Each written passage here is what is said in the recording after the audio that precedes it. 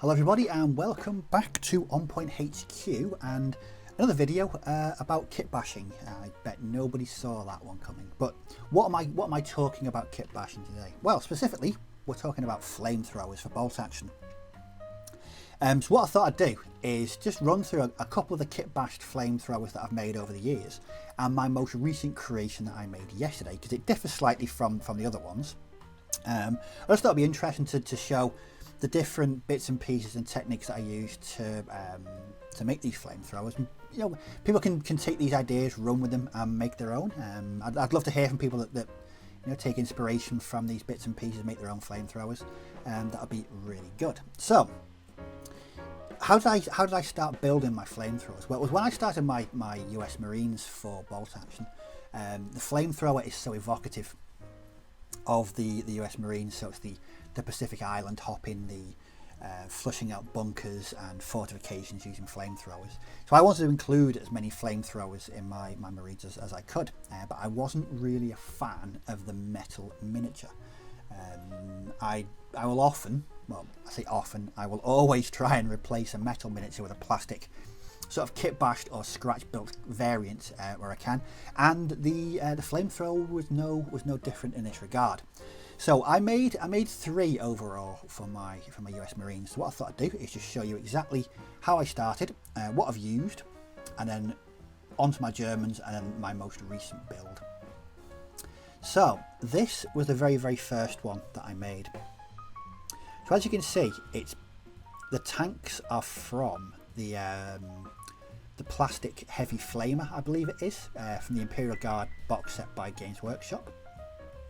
I thought they were a great place to start, just to file and scrape off the skulls on there. And then, as you'll notice with all of these, I use the same kind of arm combination. I think it works really well. So what I've used there is the standard, just a Tommy gun firing arm. The arm the left arm is the prone arm from the US Marine Corps plastic set. And what I've done is just very carefully cut away most of the SMG, just to leave a sort of basic firing nozzle. And then what I did, I made a very simple green stuff pipe and attached that to the tap on the tanks. And that was my very first, very rudimentary, quite basic flamethrower dude. But it works. If I always operate on the 3 feet rule. If that's 3 feet away on the table, you're going to think it's a flamethrower. So, wanted to add a few more, and I sort of changed the next one slightly. As you can see, it's again based on the same tanks, the same green stuff pipe there, and the same left arm, right arm. The left arm's a bit different. What I did, I elongated this slightly, so it's slightly longer than the previous one. Then I added, so I wanted a nozzle on this one, and so I thought the best nozzle. How would I make a nozzle? So I just basically used the end of a German hand grenade, chopped the handle off, and very carefully attached it, and there we go. So that was my second attempt. Now I've actually got 2 made like this, in this fashion. So I've got 3 flamethrowers overall in my US Marines, but they were my initial start into kit bashing flamethrowers. Now what I noticed when I was looking at reference material for both the US Marines and the Germans, there were so many different variations on the flamethrower, so many different types of the tanks were different, the firing nozzles were different, and from a kit bashing perspective, that just opens so many doors. We're not limited to having a specific type of tank, depending on what nationality you're working with. So I'd be happy to put a single tank on these US Marines as well. But then after I finished my US Marines, I moved on to my Germans. Specifically, I started off with Fallschirmjäger. So this is the standard metal kit from Warlord Games, the Fallschirmjäger flamethrower. Now I actually, as averse as I am to using metal kits, I like this one. This is really good. It's really well sculpted, it's really evocative, and who doesn't like that flame? It was a lot of fun putting that together, painting this. And it works really well. As you can see, based it on a single base as I'm prone to do for most things. But that was really good. And I thought, right, I don't need to build any more flamethrowers for my Fallschirmjäger.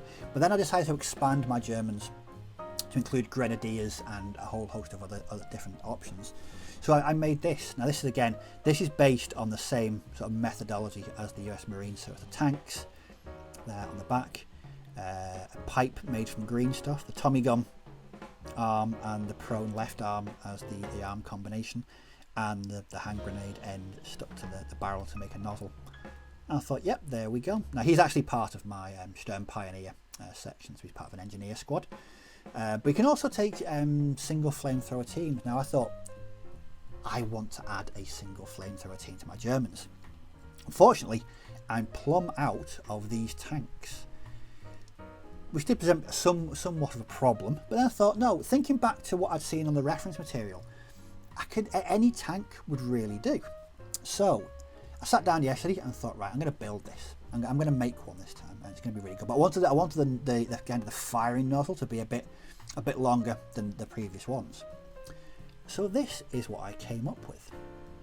So it's slightly different to the previous ones, but you'll still recognise that as a flamethrower, and it will still do a job from 3 feet away. That will be a German flamethrower. So let's just run through the parts. So the part on the back, I think this is from the Plastic Stuart kit.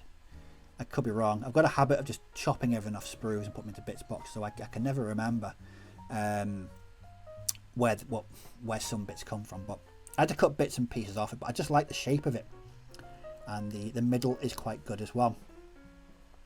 So it was the other side was hollow, so I basically filled it all in with green stuff to make it a bit more solid when I attach it to the guy's back. The same arms were used, so the Tommy gun arm there and the left arm from the prone figure. Again, really cut down the Tommy gun so you can't really tell what it was previously. And then I wanted the longer kind of firing nozzle, the firing mechanism, so I just used the back half of a Panzerfaust.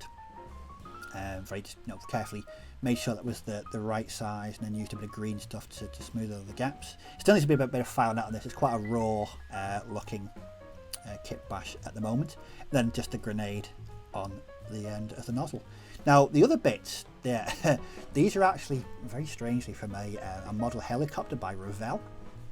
My dad has recently just made a Revell model helicopter, and knowing that I do various bits and pieces with various kits, gave me a bunch of spare sprues that he had, and there was all kinds of interesting bits and pieces on there. So I used one to put a sort of lid or a top, just to break up the tank slightly. But this pipe was excellent, so I didn't have to green stuff me a pipe anymore. What I did was just use this. The plastic was quite soft and quite malleable, so I was able to sort of coax that into that shape. It didn't take too long to get it in there, and then just super glued. And I think that looks, compared to my previous efforts, it looks a bit more professional, a bit more believable. So I'm really happy with that. But that is my new German flamethrower. I need to add a second guy as an assistant and add it to a base like that, as I am prone to do with most of my weapons teams. But that took no time, I'd say about 30-35 minutes, just to forage all the pieces, work out what I was going to do and get it glued together. But I'm really quite happy with that. So that is a brief pictorial history of my my kit bashed flamethrowers. Hopefully you'll get some ideas of making your own, or I'm pretty sure there's people can make better flamethrowers than I've made. These are just really basic, rudimentary ones. I like to keep things simple when I kit bash. But they've all done a job, and I'm looking forward to getting this one, getting the assistant built and painted up. Well, I hope you found that video interesting. If you've got any comments or questions, just leave them down below in the comments section, and I'll certainly respond to all comments and questions. In the description you will also find a link to our new Facebook group, so feel free to join that and come and join the Facebook group. But as always, thanks for watching, do take care, may your dice roll well, and I'll catch you all in the next video. So bye bye for now.